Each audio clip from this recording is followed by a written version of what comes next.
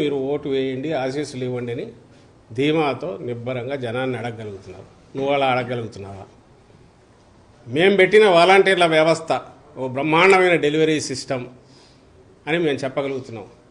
నీకు నిజంగా నీవు పెట్టిన దాని మీద నమ్మకం ఉంటే చంద్రబాబు నాయుడు తాను పెట్టిన అదేది జన్మభూమి కమిటీలు అత్యుత్తమమైనవి, మేము వస్తే అవే తీసుకొస్తాం, వాటితోనే మేము పని చేయిస్తామని ఒక మాట అని పొమ్మను. ఎందుకు ధైర్యం చాలట్లా? ఆ మాట ఎందుకు అనట్లా? అలాగే చంద్రన్న కానుకనే నేను ఇస్తాను అని ఎందుకు అనట్లా? ఇంకొకటేదో ఆ పేర్లు ఎందుకు అనట్లా?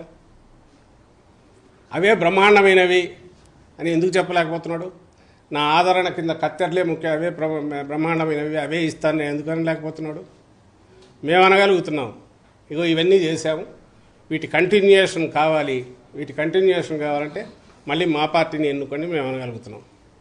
నువ్వు ఏమి చూసి నీకు ఓటేయాలనో ఒక్కసారి చెప్తే జనానికి కన్ఫ్యూజన్ పోతుంది. నచ్చితే నిన్ను ఆదరిస్తే నిజంగా ప్రజాస్వామ్యంలో అది కరెక్ట్ కూడా అవుతుంది. ఇట్లా ఊరికి పొద్దుపోని ఊపిసిపోక మాటలు, పొద్దుపోని సవాళ్ళు, తాటాకు చప్పుళ్ళు, వీటి వల్ల ఏం ఉపయోగం ఉంటుంది మేము చేసిన వాటి వల్ల? అలాగే అక్కడికి వచ్చి ఆయన మాట్లాడిన మాటల్లో నిన్న జగన్మోహన్ రెడ్డి గారు నిన్న కానీ అంతకుముందు 2 సభల్లో కానీ లేదా అంతకుముందు ఎక్కడ మాట్లాడినా ఏమేమి చెప్పాలనో అంతకు మించి లేదా తక్కువ ఒక్కటైనా మాట ఉందా? ప్రతిదీ కన్స్ట్రక్టివ్గా ఉంది, మాట్లాడుతున్నారు, చెప్తున్నారు, ప్రజల్లోకి ఆ మెసేజ్ పోతుంది. ఇందులో అబద్ధపు ఇవి ఉంటే ఆ అబద్ధం ఇదేదో చెప్పాలి. నిన్న మాట్లాడిన మాటలేవు, దాని మీద అబద్ధం ఉంటే చెప్పాలి. ఇది మీరు చేయలే కదా, ఎందుకు మాట్లాడినారని. ఏది లేదు కదా.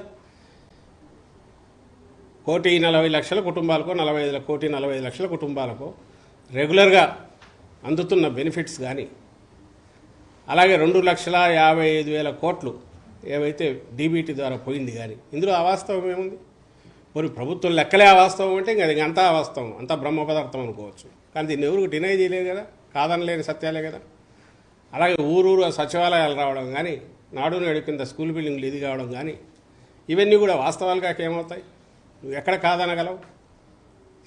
లేదా ఫీజు రీయింబర్స్మెంట్ ఫుల్ పే చేయడం కానీ, వైద్యానికి సంబంధించి 17 మెడికల్ కాలేజీలు రావడం కానీ, ఇవన్నీ కాదని ఎవరు అనగలరు? మొత్తం వ్యవస్థనే పూర్తిగా మారిపోయి 4 ఏళ్లలోనే ఇంత డెవలప్మెంట్ కనపడేది కాదని ఎవరు అనగలరు?